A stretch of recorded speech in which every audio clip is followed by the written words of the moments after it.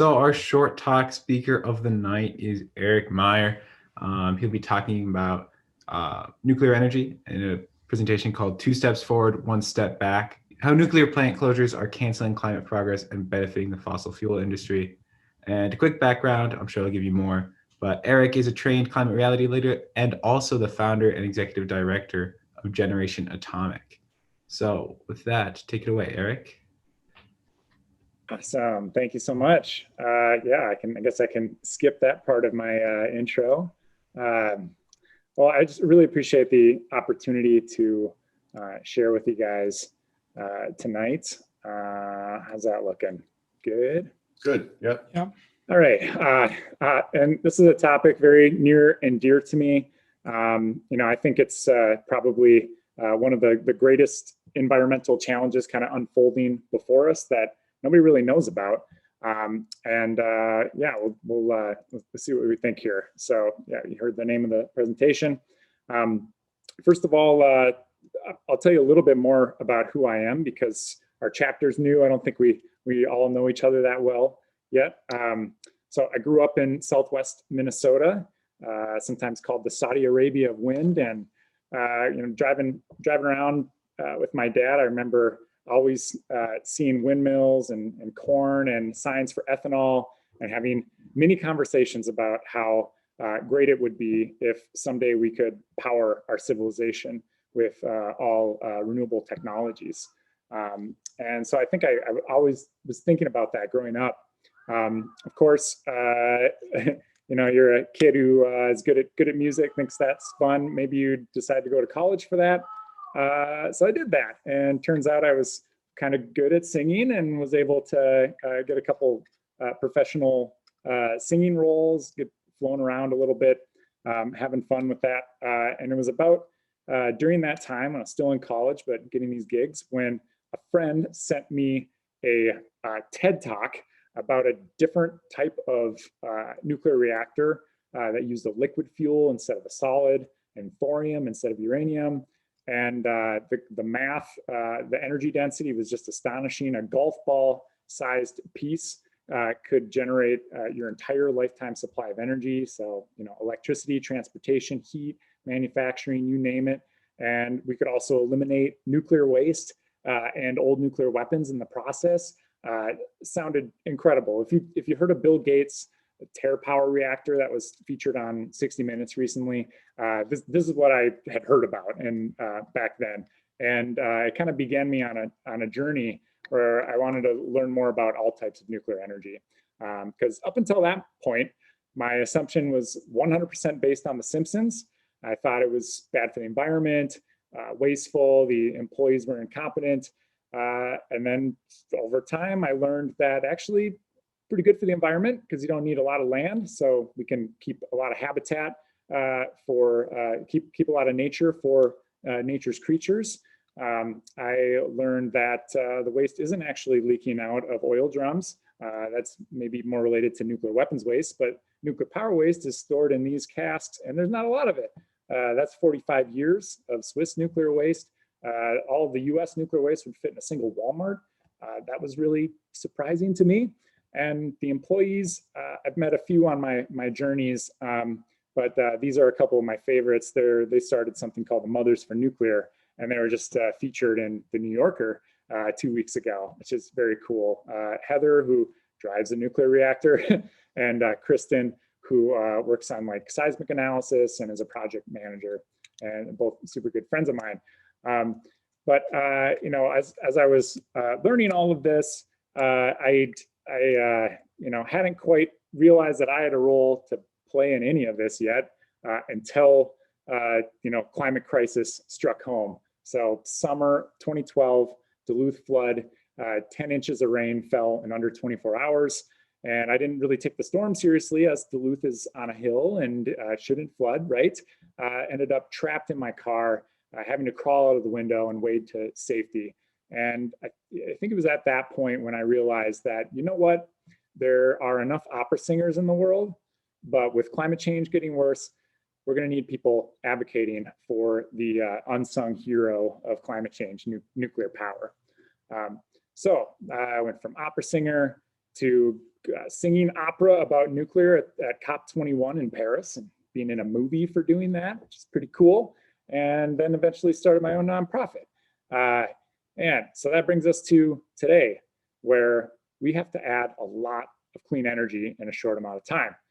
This graph is called the narwhal curve because it kind of looks like a narwhal and really illustrates how far we have to go in a short amount of time. And it's going to be hard to get there if we are losing 12% of our existing clean electricity. You see, nuclear in total makes 55%. We got wind and solar down here, 25. So nuclear is just a little less than half of all the renewables we have currently deployed. And hydro's kind of tapped out. There's not a whole lot to add there. But this amount of clean electricity equal to about 18,370 wind turbines, 265 million solar panels, and then free 100% efficient storage, because that makes the math a lot easier. And these are economic engines for rural communities in multiple states. Indian Point in New York, that's Dresden, this is Davis-Besse. These plants are all over the country, and they each have about 1,000 employees that make around $100,000 a year. Even without a college diploma, you can make this amount of money. And there isn't really any industry in these rural communities without these plants. So we're going to see kind of a new rust belt emerge around nuclear plants if we don't do something about this. And here's my favorite plant, Diablo Canyon, this is literally a nature reserve. On this side of it has some of the most pristine tide pools in the world. And I've done native species bird monitoring with the Mothers for Nuclear on this coast here for the black oyster catcher. It's just a really, really beautiful place. And that's power for about 3 million people in California. So incredible. Like I said before, the amount of nuclear that's at risk, and it's at risk because of some broken market mechanisms where it doesn't get any love for being carbon free, and it's forced to actually generate at a loss when it's really windy or really sunny out. Because plants, they're designed to run full out. They can ramp, but because the cost of fuel is such a small fraction, they don't. So they're losing out despite providing such a huge service. And the fossil fuel industry knows this. This is in New York. When Indian Point shuts down, we see a larger and larger fraction being generated by fossil fuels. The green is nuclear here and the gray is fossil fuels. And just shrinking, they don't have much of a plan to replace it. And they've been some of the biggest opponents in my advocacy work, sending out flyers like, protect money and jobs, nuclear power will kill the coal industry, or solar, not nuclear, sponsored by the Oil Heat Institute.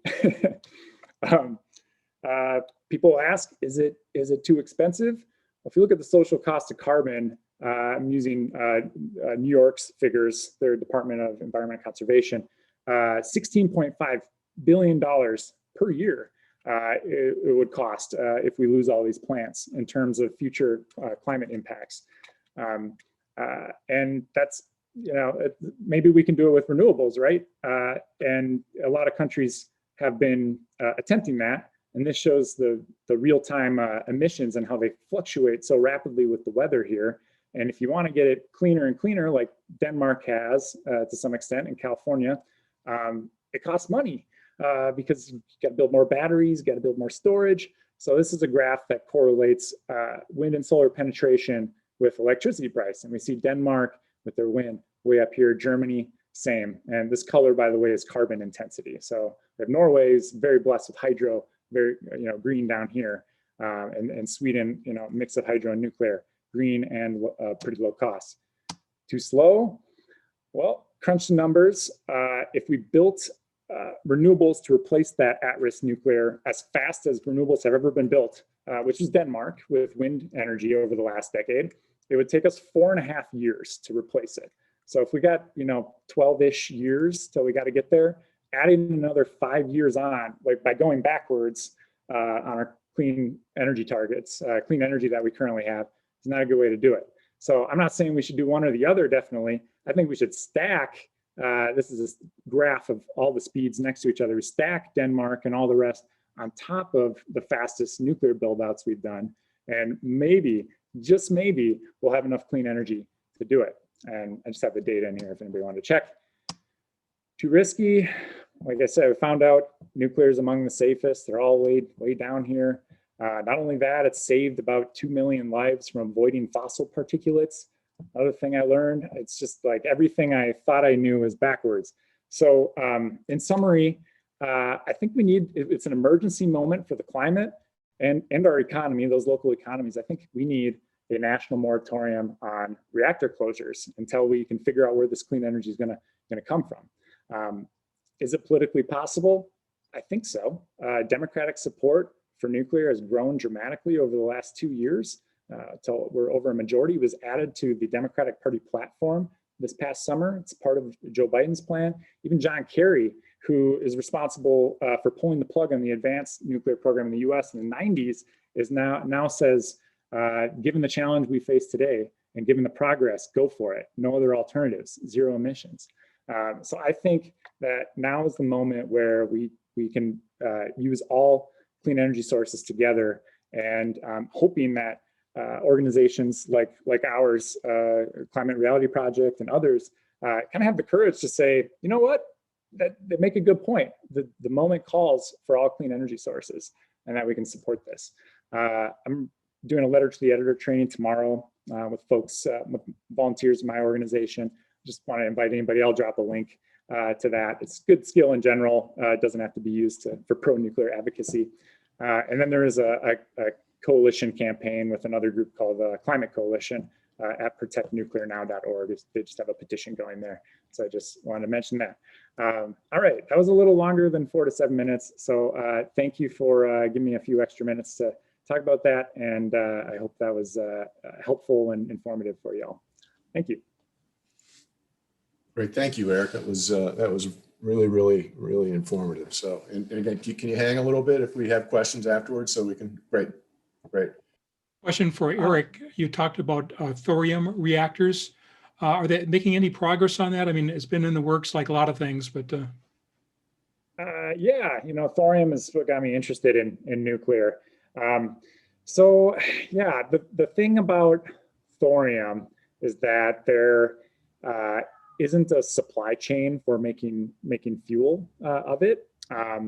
Uranium isn't scarce per se, and now in recent years they've discovered a new way to extract uranium from seawater, passively using these like long booms of fabric. So I think you know, I don't think thorium's going to go anywhere other than in India, where they don't have a domestic supply of uranium. They do have thorium, and just for fuel security reasons.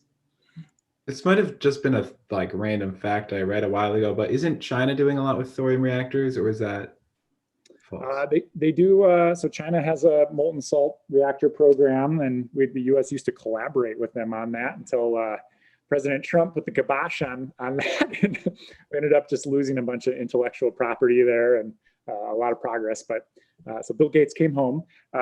They are just on an experimental basis testing stuff with thorium. But you know, they're building a bunch of giant plants right now, and it's pretty easy for them to do it because they just build them in sequence, the same design over and over again, and don't do like we do, which is try a new design every time we build a reactor and pay all of the first of a kind costs over and over again. We're kind of bad at stuff in this country. Eric, once I was at a presentation by another person, and she was just really talking about what individuals could do, climate in general, but some of the crowd, you know, the people who have their own agendas were really jumped on her. And one of them was talking about, this is all silly. All we need to do is start nuclear. But what he said that triggered my question was, he said, the Navy can do it. Why can't we? And I thought, oh, sure. The Navy can do it with a submarine. It's not that big. It's got to serve 2,000 people or whatever the capacity of a submarine is. But my question is it possible to develop small reactors for small communities and that are on that scale, and just have lots of them for little places that, you know, aren't in a good place for solar or wind? Mhm. Well, first of all, I just want to apologize on behalf of the nuclear community.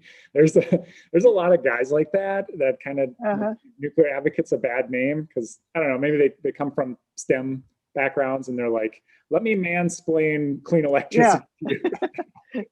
And yeah, it's not great. I actually run some like trainings in some of the social sciences and how you should talk about this stuff. But anyway, to your question, yeah, the reason we can't do it exactly like nuclear submarines and aircraft carriers is that they are allowed to use highly enriched uranium. So it's like bomb grade stuff, right? 90+% enriched, whereas a standard reactor we use right now is like 5%. You can't make bombs out of it. And you know, it's really incredible for the naval technology because they only have to fuel it once in its entire lifetime. And like a submarine just gets fuel one time, runs for 40 years, and then it's done. You don't have to put any new fuel in it. It's kind of crazy. It doesn't work as well for power generation because we can't get enrichment that high. There is a bill to allow us to get a little bit higher enriched uranium. It's about like 20%, less than 20.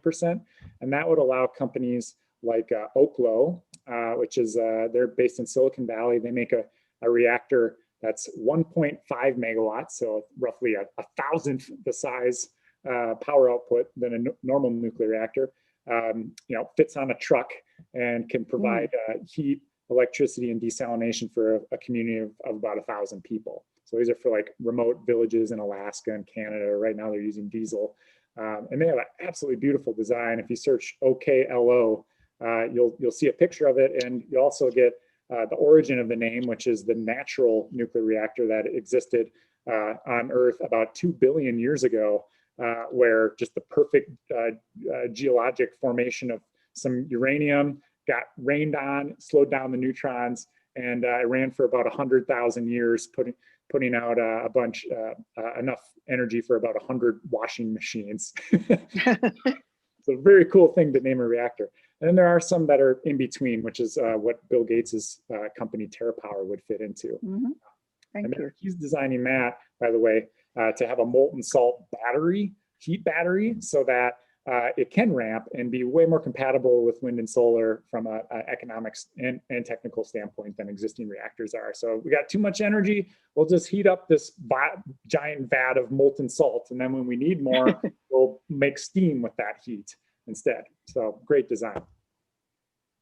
Hi, Eric. Thank you. This is Brick. Could you elaborate a little bit on maybe some of the current understanding of how nuclear waste management has been addressed compared to, you know, the longstanding issue that is one of the big problems with nuclear energy? And what's the current state of addressing the waste? Yeah, well, in the U.S., it's you know, tears and sadness and dismay because they put so much energy into trying to do Yucca Mountain without asking the people around Yucca Mountain and in Nevada if they were okay with having a nuclear waste site.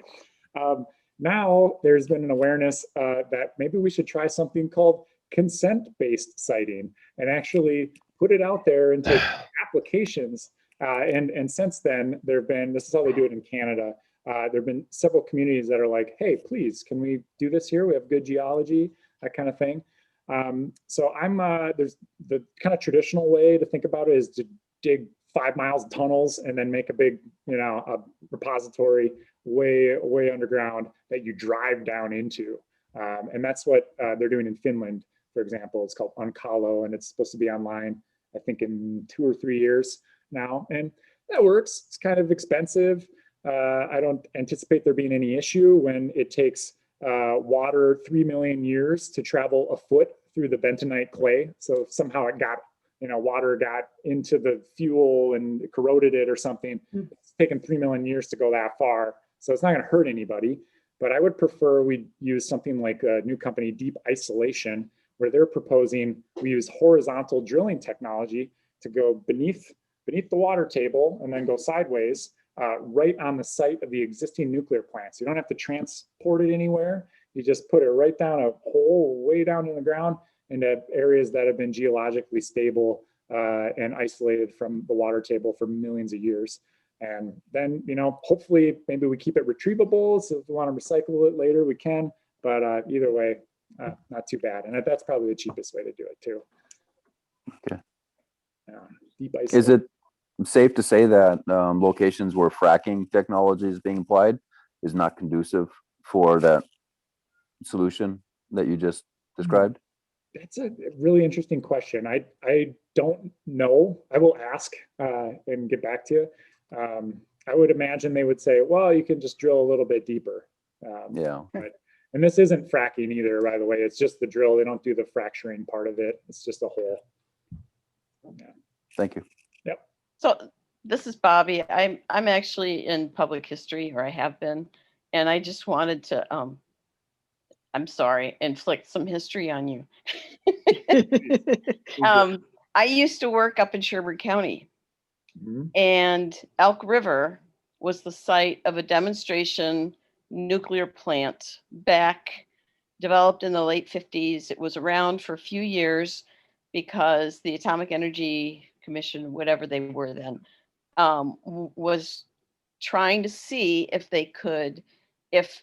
it was possible to have small electrical co-ops, rural electrical co-ops run nuclear plants for a small area. And so I did an oral history interview with one of the first guys that was trained. They went to Argonne Labs. They went to what's the place in Tennessee? Oak Ridge. Oak Ridge, thank you. They were in DC. I mean, they were they were trained for a long time. They came back and the plant opened and it ran. And then the federal government gave, it was UPA then, United Power. It became Great River Energy. Anyway, the opportunity to buy the plant for $1, which they turned down because the problem was that the cask, whatever that thing is, it had a crack, so they would have had to fix that. But anyway, then because they didn't buy it, it's the only nuclear plant that has been completely taken down and everything taken away. So as you drive up Highway 10 now and you go past where Great River Energy is, that's where that nuclear plant used to be, and Elk River used to be Atomic City. So there's no new ideas, trying to make small ones for. Yeah. Yeah, back in 1967, I took a tour of the Elk River plant with a high school group. So, Yeah. I guess what I would say, the idea of a small reactor isn't new. And the reason they got big in the first place was to help with economics.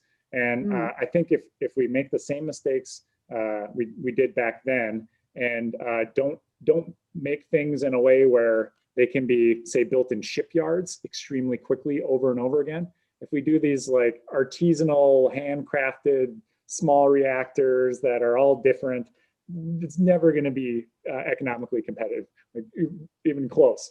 But the newer designs, they are thinking about that. They're thinking, how can we make this so most of it is automated, even so we don't need very much people, designed so that we don't need to have a battalion of security guards here as well, because there's just like no feasible way anybody could ever get access to any type of fissile material. And they are factoring that into the new designs, because they realize like it's kind of this or that's it, and there aren't enough markets for large plants anymore, except with the exception of some places in Asia and in the Middle East that are building right now.